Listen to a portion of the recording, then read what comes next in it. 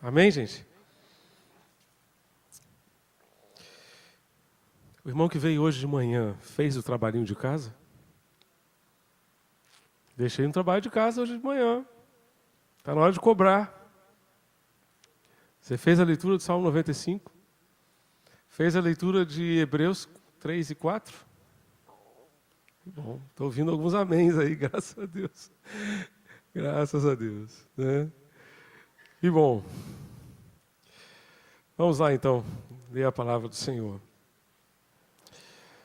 Diz o texto: venham, cantemos ao Senhor com alegria, aclamemos a rocha da nossa salvação. Vamos à presença dele com ações de graças, vamos aclamá-lo com cânticos de louvor. Pois o Senhor é o grande Deus, o grande Rei acima de todos os deuses. Nas suas mãos estão as profundezas da terra, os cumes dos montes lhe pertencem. Dele também é o mar, pois ele o fez. As suas mãos formaram a terra seca. Venham, adoremos prostrados e ajoelhemos diante do Senhor, nosso Criador, pois ele é o nosso Deus e nós somos o povo do seu pastoreio, o rebanho que ele conduz. Hoje, se vocês ouvirem a sua voz, não endureçam o coração como em Meribá, como aquele dia em Massá, no deserto, onde os seus antepassados me tentaram, pondo-me à prova, apesar de terem visto o que eu fiz. Durante 40 anos fiquei irado contra aquela geração, eles são um povo de coração ingrato, não reconheceram os meus caminhos, por isso jurei na minha ira, não entrarão no meu descanso. Amém? Queridos, hoje, aniversário do coro, um dia em que reservamos para pensar e refletir sobre a adoração. Pela manhã compartilhamos com os irmãos Malaquias, capítulos 1 e 2. E agora à noite queremos pensar um pouquinho neste salmo tão interessante da palavra de Deus. O verso de número 7, verso 6, melhor dizendo, diz: venham, adoremos, prostrados, e ajoelhemos diante do Senhor que nos criou, o Senhor que é o nosso Criador. Tá?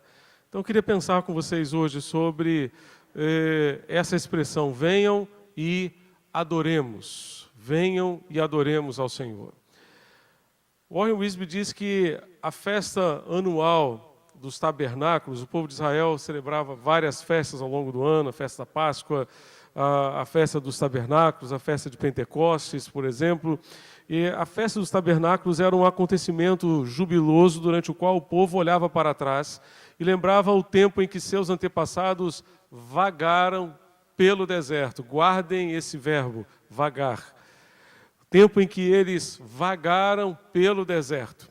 Olhava ao redor, o povo olhava ao redor e via as colheitas abundantes, e olhava para o alto e agradecia a Deus. E há alguns autores que supõem que este salmo tenha sido preparado, tenha sido escrito na época da festa dos tabernáculos. Depois que os exilados deixaram a Babilônia e voltaram para a terra de Judá. Como uma forma de olharem para trás e lembrarem daquilo que Deus havia feito realmente ao seu povo. Então, eu gostaria de responder aos irmãos, à luz desse salmo, três perguntas importantes que dizem respeito à nossa atitude como adorador. A primeira delas é: de que forma devemos adorar? De que maneira devemos adorar? Vá comigo ao verso 1. Você tem aí a sua Bíblia aberta. O verso 1 nos diz: cantemos ao Senhor com alegria. A NVI traduz dessa forma: cantemos ao Senhor com alegria. A Almeida Revista Atualizada diz: vinde, cantemos ao Senhor com júbilo. com júbilo. Amados, o nosso louvor deve ser cheio de alegria, de entusiasmo. Algumas versões até mesmo dão a ideia de que nós devemos louvar a Deus em voz alta. Nós devemos celebrar de fato ao Senhor. Ao Senhor. Com alegria. E quando a gente pensa em celebrar ao Senhor com alegria, dessa forma que o salmista propõe aqui, eu fico me lembrando das oportunidades que eu já tive de ir a um jogo de futebol, de ir ao Maracanã. Gente, você vê uma torcida apaixonada. Apaixonada. É de arrepiar. É de arrepiar. Pelo menos a torcida do Flamengo, né? As outras, sinto muito, né? Algumas outras, infelizmente, não tem nem torcida para encher o Maracanã, mas tudo bem. Né? A nossa enche 2 vezes, 3 vezes, tal, tudo bem. Mas vamos deixar esse negócio, essa rivalidade aí, né? Vamos caminhar aqui. Mas eu fico pensando nessa questão aqui, cantemos ao Senhor com alegria, cantemos ao Senhor com júbilo. Gente, a gente vai ao Maracanã e a gente vê uma torcida berrando, gritando em favor do seu time, com uma paixão louca, por conta de resultados efêmeros. Chega aos 45 minutos do segundo tempo, o time perde. Vai todo mundo triste e zangado para casa. Ainda sai xingando o time, ainda sai xingando todo mundo. É uma alegria, que é uma coisa passageira de alguns minutos. Você está diante do Deus vivo e Criador dos céus e da terra. Você quer uma alegria menor do que essa, do que a que você devota ao seu time de futebol? Cantemos ao Senhor com júbilo, cantemos ao Senhor com alegria. E o texto diz, vamos à presença dEle com ações de graças. Nós vamos fazer isso no dia 23, no nosso jantar de ação de graça, mas a gratidão precisa ser uma marca na nossa adoração, precisa ser uma marca na nossa vida. Porque senão, meu amado, o que não falta são motivos para murmurarmos e para reclamarmos a vida. Mas quando nós enchemos nosso coração de gratidão, quando nós nos apresentamos a Deus dizendo, Senhor, muito obrigado. Muito obrigado. Muito obrigado até pelo não que eu recebi do Senhor. Muito obrigado até mesmo por tu não teres respondido à minha oração, porque tu tinhas algo melhor para mim. Muito obrigado porque doeu sim, mas tu estiveste comigo no meio daquela dor. Muito obrigado porque, apesar de ter passado por um vale, tu estiveste comigo ali. A tua vara e o teu cajado me consolaram naqueles momentos. Precisamos nos apresentar diante do Senhor com ações de graças. Então, de que maneira devemos adorar a Deus? Devemos adorar a Deus com alegria. Devemos adorar a Deus com júbilo. Devemos adorar a Deus com ações de graças. Diz o texto, saiamos ao seu encontro com ações de graças. Essa expressão aqui é sair para encontrar-se com Deus face a face. É sair para você se encontrar com o Senhor e adorá-lo face a face. Devemos ser gratos em nosso louvor ao exaltarmos o Senhor face a face pelas suas misericórdias para conosco, misericórdias que se renovam a cada dia sobre as nossas vidas. E o verso 2 vai nos dizer ainda, vamos ler juntos lá na tela? Vamos ler juntos? Vamos com cânticos de louvor. Vamos aclamá-lo com cânticos de louvor. Agora, uma outra pergunta que eu quero tentar responder com você aqui junto com o texto é, por que devemos adorar? Por que devemos adorar a Deus? Primeiramente, porque Ele é a nossa rocha. Diz o texto, né, aqui no verso de número 1, celebremos o rochedo da nossa salvação. Celebremos o rochedo da nossa salvação. A expressão aqui, rochedo, significa rocha, penhasco, parede rochosa. Você consegue lembrar-se de um penhasco bem grande? Você consegue lembrar-se de uma montanha de pedra assim, imensa? Consegue lembrar-se? Consegue? Aquele monte assim, mas é só de pedra. Só de pedra. Quando a gente anda, acho que BR-040, né? BR-040 aqui que vai para Juiz de Fora, passa da entrada de Petrópolis e segue na direção de Itaipava. Gente, tem uma parte ali, em frente a uma antiga fábrica de café, que você passa na estrada, é uma estrada linda, linda, linda. Linda, linda. Você passa na estrada, você olha assim para a sua direita, você vê uma montanha de pedra, que é uma coisa assim, impressionante. Eu não tenho como passar naquela estrada sem olhar aquela montanha, sem admirar aquela montanha. Deus é a nossa rocha. A rocha transmite para mim, para você, o que? Estabilidade. Faça chuva, faça sol, a rocha está lá. Nada pode removê-la. Nada pode remover o amor de Deus por você, porque Ele é a sua rocha. Então edifique a sua vida sobre Ele, construa a sua vida sobre Ele, construa os seus relacionamentos sobre Ele, construa as suas prioridades, os valores da sua vida, da sua família sobre Ele. Ele é a nossa rocha. Ele é o alicerce que pode dar sustentação à sua vida, que pode dar sustentação à sua casa. Por isso Jesus disse que quem ouve as suas palavras e as pratica é semelhante àquele que edificou a sua casa sobre a rocha, sobre Ele mesmo. Ele é a rocha. Ele é a rocha. Quem ouve a palavra de Deus e a pratica, a põe em prática, está construindo a sua casa, está edificando a sua casa sobre a rocha, que é o Senhor, que é a palavra do Senhor.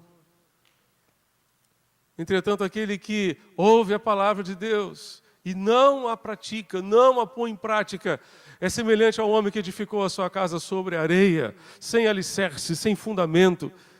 Vieram os ventos fortes, bateram forte contra aquela casa, ela caiu e grande foi a sua queda, grande foi a sua ruína. Deus é a nossa rocha. E esse texto, essa expressão de que Deus é a nossa rocha, ela é muito importante para a gente. O John MacArthur faz uma observação interessantíssima. Justamente porque mais adiante no Salmo, o salmista vai falar sobre um momento de rebeldia, de rebelião do povo de Israel, por ter reclamado que faltava água no meio do deserto. Lembram disso? E Deus, para saciar a sede do povo, tirou água de onde? Da rocha. Ele próprio, como uma rocha, deu de beber ao seu povo. A palavra de Deus nos diz, em Deuteronômio 32, versos 3 e 4, proclamarei o nome do Senhor, louvem a grandeza do nosso Deus. Ele é a rocha, e as suas obras são perfeitas, e todos os seus caminhos são justos. É Deus fiel, que não comete erros, justo e reto Ele é. Justo e reto Ele é. E no mesmo capítulo de Deuteronômio, a palavra de Deus vai dizer, vocês abandonaram a rocha que os gerou, vocês se esqueceram do Deus que os fez nascer. Finalzinho da vida de Moisés, Moisés está ali tecendo suas últimas palavras e encorajando o povo e vai dizer, olha, num momento determinado da sua história, vocês abandonaram a rocha que gerou vocês, que deu vida a vocês, vocês se esqueceram do Deus que fez vocês nascerem. Não podemos abandonar essa rocha. Não podemos abandonar esse Deus. Esse Deus que é a nossa rocha é digno da nossa adoração. Amém, irmãos? Esse Deus que é o mesmo ontem, hoje e eternamente. Você passa ali naquela estrada hoje e você vê aquela rocha. Os meus tataranetos, se Deus me conceder o privilégio de ter, daqui a umas 5, 6 gerações, eles vão passar lá e vão olhar e vão ver aquela rocha. Assim como uma rocha que permanece a despeito das gerações, Deus é o mesmo ontem, hoje e eternamente. Os anos passam, a vida passa, mas a rocha fica. E Deus fica, Deus permanece. E Ele é o mesmo, ontem, hoje e eternamente. Mas o texto continua dizendo que Ele não é apenas a nossa rocha, Ele é o nosso grande Deus. Não é um deusinho de enfeite. Não é um deusinho de enfeite. Ele é o grande Deus. Diz o verso 3, pois o Senhor é o grande Deus. Ele continua dizendo, Ele é não apenas o grande Deus, mas o grande Rei. Ele está sentado no seu trono. Ele ainda tem em suas mãos o curso da história. E nada vai acontecer fora do controle do Senhor. Diz o texto no verso 3, o grande Rei acima de todos os deuses, acima de todas as pessoas, acima de todas as autoridades, acima de todas as pessoas, está o Senhor. A palavra de Deus nos diz, esse texto nos reporta Filipenses capítulo 2, versos 5 a 11, onde Paulo utiliza um hino de louvor a Deus dentro da sua carta. E ele começa no verso 5 dizendo que nós devemos ter, né, o mesmo sentimento que houve em Cristo Jesus. Que subsistindo na forma de Deus, não considerou o fato de ser igual a Deus algo que devesse se apegar, mas esvaziando-se a si mesmo, tomou a forma de servo obediente até a morte e morte de cruz. A este, Deus deu um nome que é sobre todo nome, para que ao nome de Jesus se dobre todo o joelho dos que estão na terra, nos céus, na terra e debaixo da terra, e toda língua confesse que Jesus Cristo é Senhor, para a glória de Deus Pai.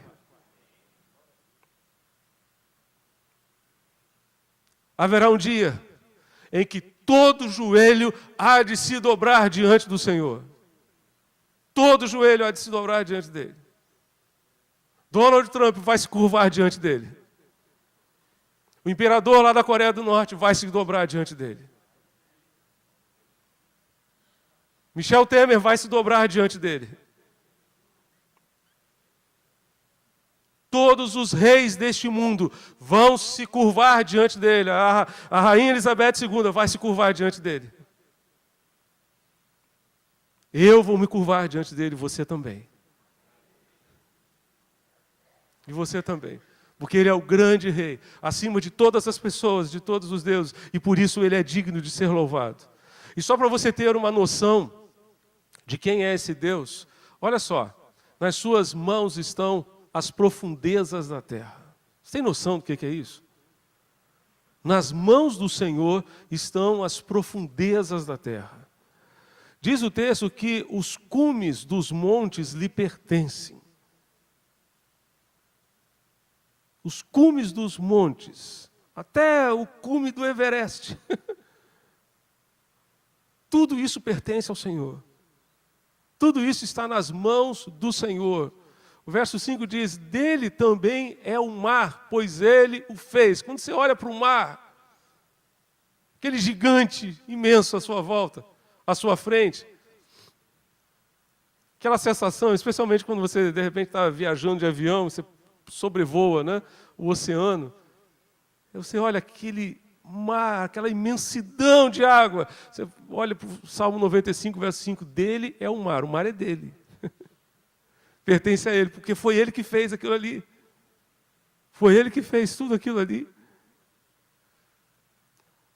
As suas mãos formaram a terra seca. Aí você sai do mar e vai para a terra seca.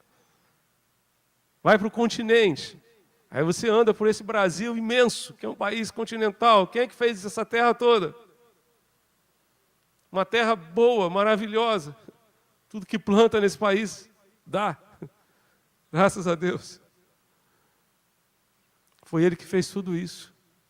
Por tudo, por isso tudo e por muito mais, Ele é digno do meu louvor e do seu louvor. Ele é o nosso Criador, Ele é o nosso Deus. E o verso 7 diz algo tremendo. Você pode ler ali para mim na tela? Pode ler para mim na tela? Lê para mim, por favor. Nós...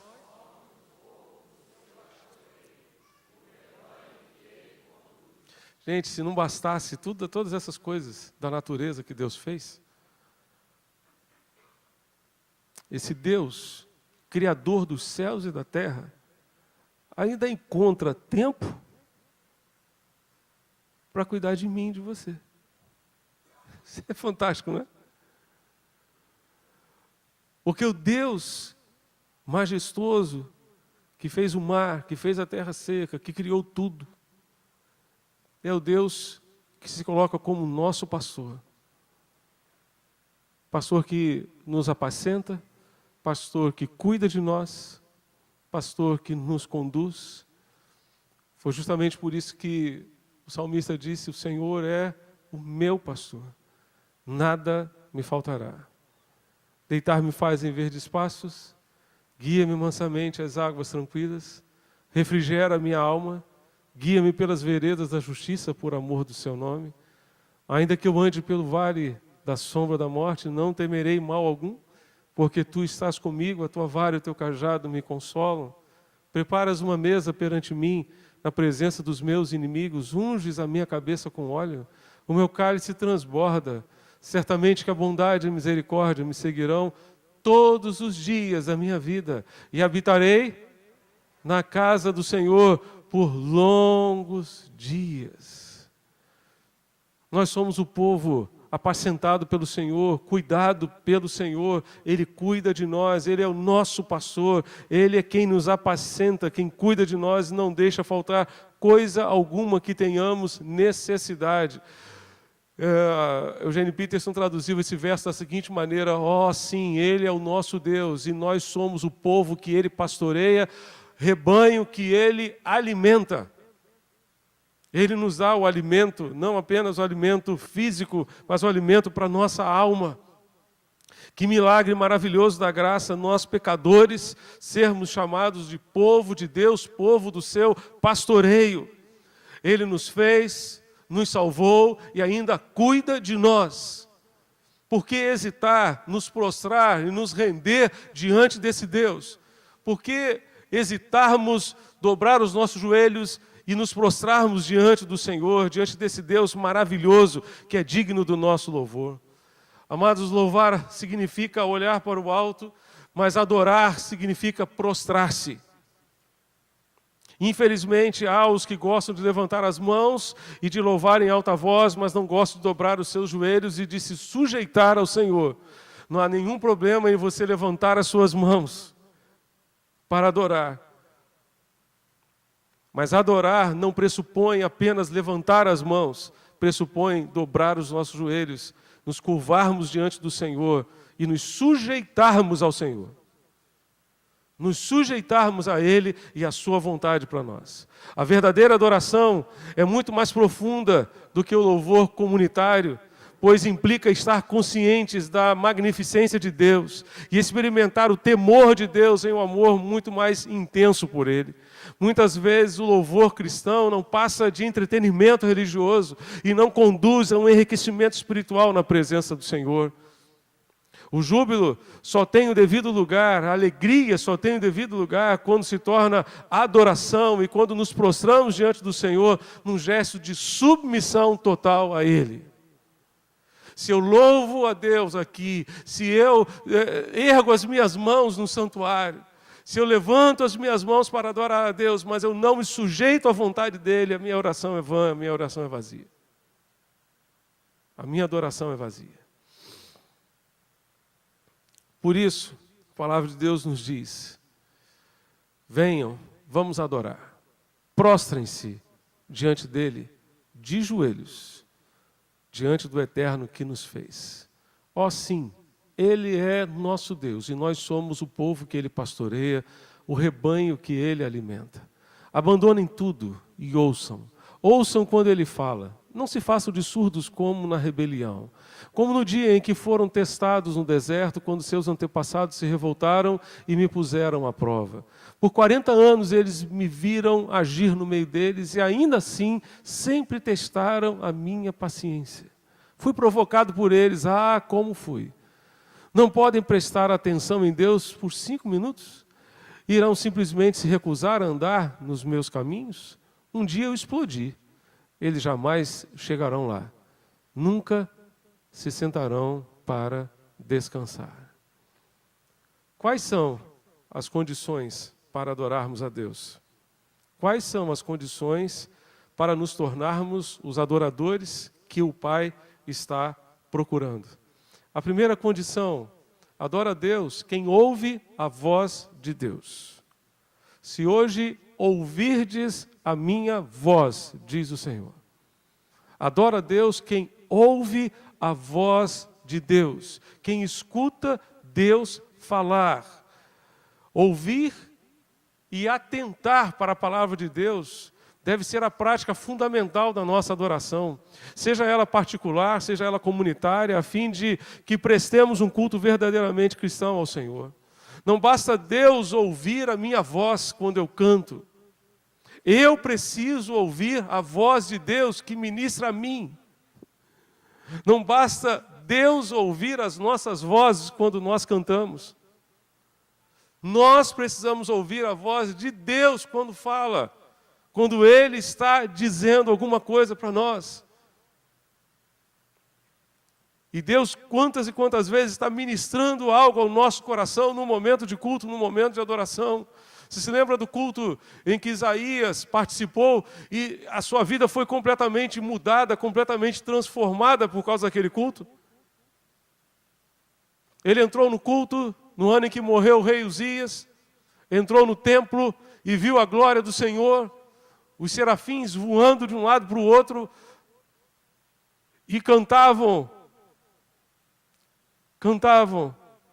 glória, glória, glória ao Senhor. A terra toda enche-se da sua glória. E naquele momento ele temeu a Deus. O temor acompanha a adoração. A reverência a Deus acompanha a adoração. A consciência de que nós estamos na presença de Deus e que jamais sairemos da sua presença precisa acompanhar a nossa adoração. E aí Isaías tomou um susto e disse: meu Deus, o que vai ser de mim? Eu estou perdido porque eu sou um homem de lábios impuros. Acho que ele era um fofoqueiro, né? Ou um falador de palavrão, né? Ele diz: eu sou um homem de lábios impuros. E os meus olhos viram o Rei, o Senhor dos Exércitos. E Deus o que fez? Mandou o anjo. O anjo pegou uma brasa viva do altar e com aquela brasa tocou nos lábios de Isaías. É só na visão, tá, irmão? Porque se tivesse sido uma visão de alguma coisa na realidade, os lábios de Isaías nunca mais seriam o mesmo. Imagina pegar uma brasa viva do altar e colocar na boca de Isaías. Ia arrebentar tudo ali, né? Para ele nunca mais falar besteira. Nunca mais fazer fofoca, nunca mais falar palavrão, nunca mais falar o que não deve, só sair palavra abençoada da sua boca, né? Ia ser algo para nunca mais ele esquecer, né? Mas eu acho que foi mesmo. Porque logo depois desse acontecimento, ele ouviu a voz de Deus. Deus falou: a quem enviarei? Quem há de ir por nós? E no culto houve uma resposta. Quantas vezes Deus está falando e a gente deixa Deus no vácuo? Deus fala e a gente não responde. Isaías respondeu: eis-me aqui, Senhor, envia-me a mim. Pode contar comigo, Deus. Eu estou à tua disposição. Adora a Deus quem ouve a voz de Deus. Não apenas quem faz Deus ouvir a sua voz, mas quem ouve aquilo que Deus fala. Em segundo lugar, adora a Deus quem não endurece o seu coração. O verso 8, você está com a Bíblia aí? A NVI diz assim: não endureçam o coração como em Meribá, como aquele dia em Massá no deserto. Essa expressão, não endureçam o coração, a nova tradução na linguagem de hoje traduz assim: não sejam teimosos, simples assim. Coração duro é um coração teimoso, é isso mesmo. Normalmente a gente lembra de teimosia com a criança, né? Aquela criança que faz birra, aquela criança que é teimosa. O pai manda fazer um negócio e ele faz outra coisa completamente diferente. Coração duro é um coração teimoso. Endurecer, tornar-se obstinado, tornar teimoso, demonstrar teimosia, tudo isso significa um coração duro. Tudo isso. E esse coração duro evolui para algo pior. No verso 10, a Bíblia vai dizer que esse coração é um coração ingrato. Além de ser um coração duro, é um coração ingrato. A Nova Tradução na linguagem de hoje traduz como um coração perverso. E a Almeida, Revista e Atualizada, diz que é um coração transviado. O coração transviado, que é uma palavra que a gente não usa mais, né? Esse verbo transviar, tem a ver com vagar. Lembra o que eu falei lá atrás? Guarda essa palavra. 40 anos o povo ficou vagando no deserto. Por que o povo ficou vagando 40 anos no deserto? Porque tinha um coração transviado. Tinha um coração transviado. Um coração que se desviava do caminho, que se desviava da rota, que se desviava do propósito de Deus, daquilo que Deus havia planejado para eles. Esse é o coração transviado. Não endureçam o coração, como em Meribá, como aquele dia em Massá.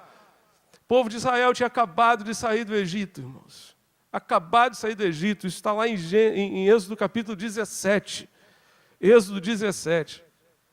O povo tinha acabado de sair do Egito, tinha visto Deus abrir o Mar Vermelho. Você imagina aquele negócio todo? Você atravessar. Eles não viram simplesmente o mar se abrir. Eles passaram no meio do mar. Passaram. Eles viram muros de água do seu lado. Passaram no meio daquela água. As águas retidas para o povo de Israel passar. Eles passaram por aquilo ali. Um milagre indescritível. Indescritível. E como se não bastassem, eles não apenas viram Deus abrir o mar, não apenas passaram por meio do mar, mas eles viram todo o exército de Faraó perecer naquele mesmo mar. E Deus executar juízo sobre o Faraó e sobre todo o seu exército. Agora, esse mesmo povo, que foi liberto com mão forte, com mão poderosa, já tinham visto as 10 pragas sobre o Egito, todas as pragas caindo só sobre os egípcios e nenhuma delas caindo sobre os israelitas. Tinham visto os milagres de Deus ali, tinham visto provavelmente o funeral, ou a morte do filho de Faraó. Tinham visto a mão de Deus operando ali, tinham visto os milagres na travessia do Mar Vermelho, agora começam a reclamar. Saudade do Egito. Lá tinha picanha. Lá tinha churrasco todo dia, mas eram escravos, né, irmãos? Eram escravos. Lá tinha churrasco. Lá tinha isso, lá tinha aquilo outro e tal. E agora a gente não tem nem água aqui nesse deserto, a gente vai morrer de sede. Moisés nos libertou do Egito para a gente morrer nesse deserto. Que coisa terrível. Que coisa terrível. Eu achei muito interessante uma observação de uns autores que eu consultei, que nos lembram a realidade de que eles viram as maravilhas de Deus, viram as maravilhas do Senhor, né? Diz ali, verso 8, diz, abandonem tudo e ouçam quando ele fala, não se façam de surdos como na rebelião, nesse ato de rebelião lá em Êxodo 17. E o verso 9 vai dizer, onde seus antepassados me tentaram pondo-me à prova, apesar de terem visto o que eu fiz. Quantas vezes nós já vimos Deus fazer maravilhas na nossa vida?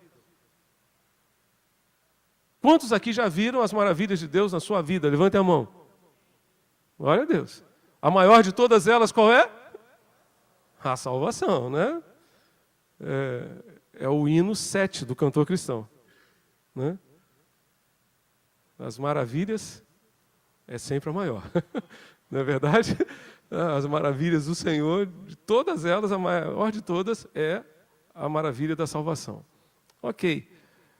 Mas quantas vezes parece, irmãos, que a gente vê as maravilhas de Deus de forma extraordinária, mas a gente não confia em Deus as nossas necessidades diárias. Não confia. Aquele povo havia testemunhado as maravilhas de Deus, os prodígios de Deus no Egito, especialmente a sua vitória sobre o exército egípcio ao abrir e fechar o Mar Vermelho, mas se recusaram a confiar que Ele supriria as suas necessidades diárias. Você acha, meu irmão, você acha que foi fácil para Deus salvar você? Você acha? A minha salvação e a sua custaram simplesmente o filho dele. Se foi tão difícil nos salvar, você acha que Deus não pode suprir a sua necessidade nas coisas mínimas do dia a dia? Se Deus nos deu algo muito maior, por que Ele não vai nos dar o menor? É justamente esse o princípio de Mateus capítulo 6. Quando o Senhor fala, lá no Sermão do Monte, vocês têm visto os lírios do campo? Pois é, não se preocupem com aquilo que vocês precisam vestir. Vocês têm visto os pardais? Pois é, se Deus cuida dos pardais, por que não vai cuidar de vocês? Deus supre as nossas necessidades, graças a Deus por isso. Então adora a Deus quem não endurece o coração. Queria só lembrar a vocês que depois daquele momento, em Êxodo 17, o povo caminhou mais 1 ano e pouco, quase 2 anos. Quase 2 anos até Cádiz Barneia, que está lá em Números 13 e 14. Foi um outro momento de rebelião. E ali, Moisés se entristeceu vendo o povo mais uma vez rebelar-se contra o Senhor. Moisés mandou que 12 espiões fossem até a terra prometida e estavam na porta da entrada, na porta de entrada da terra de Canaã, irmãos. Estavam na porta de entrada da terra de Canaã, aquela terra prometida que Deus havia preparado para eles, terra onde manavam leite e mel. Tudo reservado para eles, tudo reservado. E Deus falou o seguinte: escolham aí um líder de cada tribo, então vamos mandar lá para que eles possam espiar a terra. Voltaram e disseram: realmente a terra é maravilhosa. Realmente a terra mana leite e mana mel também. Mas lá tem os gigantes, tem cidades fortificadas, nós não vamos conseguir. Todo mundo se rebelou, menos Josué e Calebe. E Deus se enfureceu com aquela situação, se irou contra o seu povo e disse: é assim? Pois bem, ao invés de vocês avançarem para a terra, vocês vão voltar para o deserto. E vocês vão peregrinar no deserto. Foi a maior marcha fúnebre da história. 38 anos o povo vagando pelo deserto, até que toda aquela geração morresse e fosse sepultada no deserto. Até que toda aquela geração, somente os filhos de 20 anos para cima, de 20 anos para baixo, com menos de 20 anos, melhor dizendo, é que entraram naquela terra prometida. Garotos com 20 anos de idade entraram na terra com 58 anos. Até que toda aquela geração que disse que não ia entrar, que Deus não ia dar aquela terra, perecesse no deserto. A falta de gratidão, o coração duro, nos faz ficar vagando no deserto. Nos impede de tomarmos posse das bênçãos de Deus, daquilo que Deus planejou para a gente, daquilo que Deus reservou para cada um de nós. E, só para terminar, adora a Deus quem anda nos seus caminhos. Esse verbo, o verso 10, nós vamos encontrar: eles são um povo de coração ingrato, não reconheceram os meus caminhos. Algumas versões dizem: não andaram nos meus caminhos. Outras versões dizem: não conheceram os meus caminhos. Adora a Deus quem decide andar nos seus caminhos. Adora a Deus quem decide deixar os seus atalhos pessoais para viver os caminhos de Deus, os caminhos do Senhor. Fiquei irado, diz o Senhor. Fiquei irado, eu queria dar descanso para eles. Queria que eles entrassem no meu descanso, no descanso que eu havia preparado para eles. Mas eu disse, eles não entrarão no meu descanso, porque não me reconheceram, não conheceram os meus caminhos, não conheceram o meu modo de agir, não conheceram o meu jeito de agir, de proceder. Não conheceram e por isso, certamente, eles vão perecer no deserto. Abra sua Bíblia em Hebreus capítulo 3. O autor aos Hebreus vai pegar esse salmo e vai aplicar aos cristãos. Porque a gente olha lá para trás, a gente diz, isso aí é coisa lá do povo de Israel, povo de coração duro. Hebreus 3, a partir do verso 7, vai dizer o seguinte. Estamos juntos? Amém, gente? Hebreus 3, 7. Assim como diz o Espírito Santo. Hoje, se vocês ouvirem a sua voz, não endureçam o coração como na rebelião durante o tempo da provação no deserto, onde os seus antepassados me tentaram, pondo-me à prova, apesar de durante 40 anos terem visto o que eu fiz. Por isso fiquei irado contra aquela geração e disse, o seu coração está sempre se desviando, e eles não reconheceram os meus caminhos. Assim jurei na minha ira, jamais entrarão no meu descanso. Cuidado, irmãos. Uma palavra para mim e para você aqui. Ó. Cuidado, irmãos, para que nenhum de vocês tenha coração perverso e incrédulo, que se afaste do Deus vivo. Ao contrário, encorajem-se uns aos outros todos os dias durante o tempo que se chama hoje. Não é um tempo que se chama amanhã, quem sabe. Mas começando hoje, de modo que nenhum de vocês seja endurecido pelo engano do pecado. Pois passamos a ser participantes de Cristo, desde que de fato nos apeguemos até o fim à confiança que tivemos no princípio. Por isso é que se diz, se hoje vocês ouvirem a sua voz, não endureçam o coração como na rebelião. Quem foram os que ouviram e se rebelaram? Não foram todos os que Moisés tirou do Egito? Contra quem Deus esteve irado durante 40 anos? Não foi contra aqueles que pecaram, cujos corpos caíram no deserto? E a quem jurou que nunca haveria de entrar no seu descanso? Não foi aqueles que foram desobedientes? Vemos assim que por causa da incredulidade não puderam entrar. Há um descanso reservado para o povo de Deus. Há um descanso reservado, o capítulo 4, se você puder ler depois em casa,